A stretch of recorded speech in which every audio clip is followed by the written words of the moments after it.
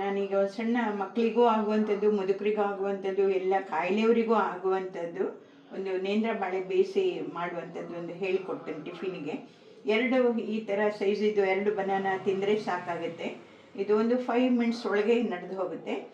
ಅದನ್ನು ಯಾವ ಥರ ಮತ್ತು ಬೆಂದ ಮೇಲೆ ಬೇಯಿಸಿದ ಮೇಲೆ ಯಾವ ಥರ ನಾನು ಅದು ತಿನ್ನಬೇಕು, ಕಟ್ ಮಾಡಬೇಕು ಅದೆಲ್ಲ ಹೇಳ್ಕೊಡ್ತೇನೆ. ಅದು ಕೆಲವು ವಿಚಾರಕ್ಕೆ ಕೆಲವು ಜೆಂಟ್ಸಿಗೆ ಹಾಕುವಂಥದ್ದು ಯಾವ ಥರ ಇರಬೇಕು ಆ ಥರ ಒಂದು ಸ್ವಲ್ಪ ಹೇಳ್ಕೊಡ್ತೇನೆ. ಆದರೆ ಮಕ್ಕಳಿಗೆ ಸಹ ತುಂಬ ಅನುಕೂಲ. ಮಕ್ಕಳು ಚೆಂದ ಮಾಡಿ ಫ್ಯಾಟ್ ಆಗಿ ಬರ್ತಾರೆ. ಈ ಥರ ನೋಡಿ, ಇದು ಸ್ವಲ್ಪ ಇವತ್ತು ರೈಪ್ ಆಗಿದೆ. ಇನ್ನೊಂದು ಸ್ವಲ್ಪ ರಾ ಇದ್ರೂ ಸಹ ತೊಗೊಳ್ಬೋದು. ತುಂಬ ರಾ ಇದ್ರೆ ನಡೆಯಲ್ಲ. ಏಕದಮ್ ರೈಪ್ ಆಗಿದ್ದರೆ ಅದು ಬೇರೆ ಥರನೂ ಮಾಡ್ಕೊಳ್ಬೋದು.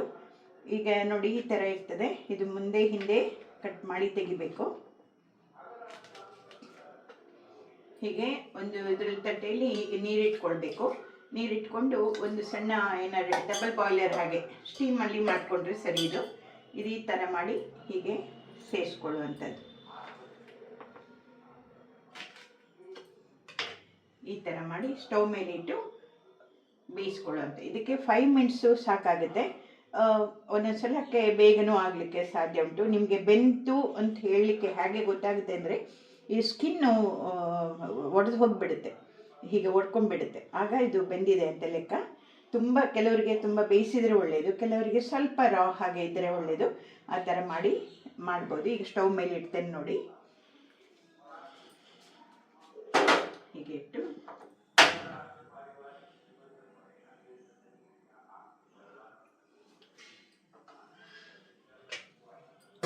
ಈ ಥರ ಮುಚ್ಚಿ ಇಟ್ಟುಬಿಟ್ರೆ ನಿಮಗೆ ಸಣ್ಣ ಕುಕ್ಕರಲ್ಲಿ ಸಹ ಮಾಡ್ಬೋದು.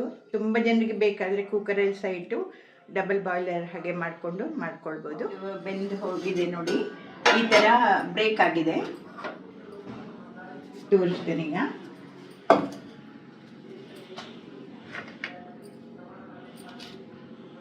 ನೋಡಿ ಇಲ್ಲಿ ಹೇಗೆ ಬೆಂದಿದೆ ನೋಡಿ. ಇದು ಬ್ರೇಕ್ ಆಗಿದೆ ಸ್ಕಿನ್ ಅದರದ್ದು. ಈ ಥರ ಆದರೆ ಸಾಕು.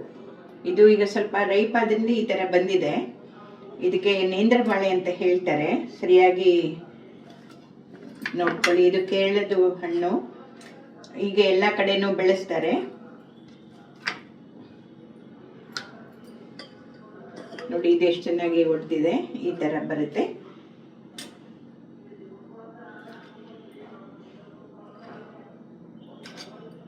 ಇದನ್ನು ಸಾಧಾರಣ ರೈಪ್ ಆಗಿದ್ದನ್ನು ತೆಗೆದು ಅದನ್ನ ಗಾಲಿ ಮಾಡಿ ಬಿಸಿಲಲ್ಲಿ ಒಣಗಿಸಿ ಪೌಡ್ರ್ ಮಾಡಿ ಇಟ್ಕೊಂಡ್ರೆ ಮಕ್ಕಳಿಗೆ ಬ್ರೇಕ್ಫಾಸ್ಟಿಗೆ, ಸಣ್ಣ ಮಕ್ಕಳಿಗೆಲ್ಲ ಈ ಹೊರಗಡೆದು ಸಿರ್ಲ್ಯಾಕು ಅಂತ ಇಂಥದ್ದೆಲ್ಲ ತಂದು ಕೊಡೋ ಬದಲಿಗೆ ಆ ಥರ ಮಾಡ್ಕೊಳ್ಬೋದು. ಟೈಮ್ ಇರುವಾಗ ನೀವು ಇದನ್ನೆಲ್ಲ ಮಾಡಿಕೊಂಡ್ರೆ ತುಂಬ ಅನುಕೂಲ.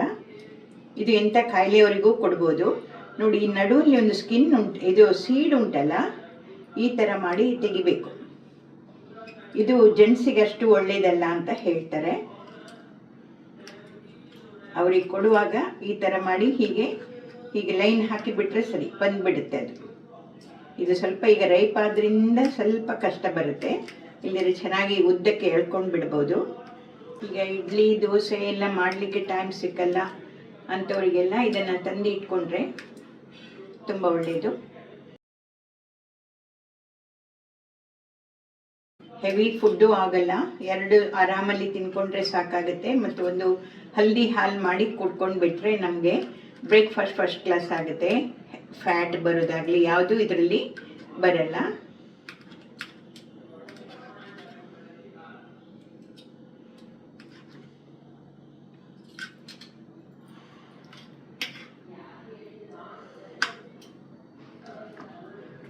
ಈ ಥರ ಆಗಿದೆಲ್ಲ. ಇದನ್ನೇ ಈ ಥರ ಮಾಡಿ ಹೀಗೆ ಕಟ್ ಮಾಡಿದರೆ ಸರಿ. ಹೀಗೆ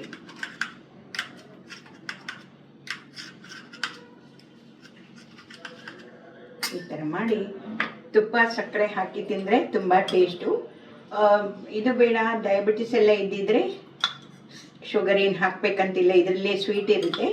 ತುಂಬ ಚೆನ್ನಾಗಿ ತುಪ್ಪ ಹಾಕಿ ಬೆಳಿಗ್ಗೆ ಮಧ್ಯಾಹ್ನದೊಳಗೆ, ಒಟ್ಟು ಬೆಳಿಗ್ಗೆ ಆದರೂ ತುಂಬ ಒಳ್ಳೆಯದು. 2 ಚಮಚ ತುಪ್ಪ ಆರಾಮಲ್ಲಿ ತಿನ್ಕೊಳ್ಬೋದು.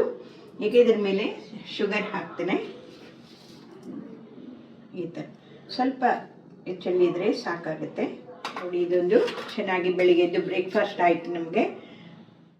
ನೋಟ್ ಮಾಡ್ಕೊಳ್ಳಿ. ಲೈಕ್ ಮಾಡಿ ವಿಡಿಯೋ, ಖುಷಿ ಆದರೆ ಲೈಕ್ ಮಾಡಿ, ಶೇರ್ ಮಾಡಿ. Thank you very much.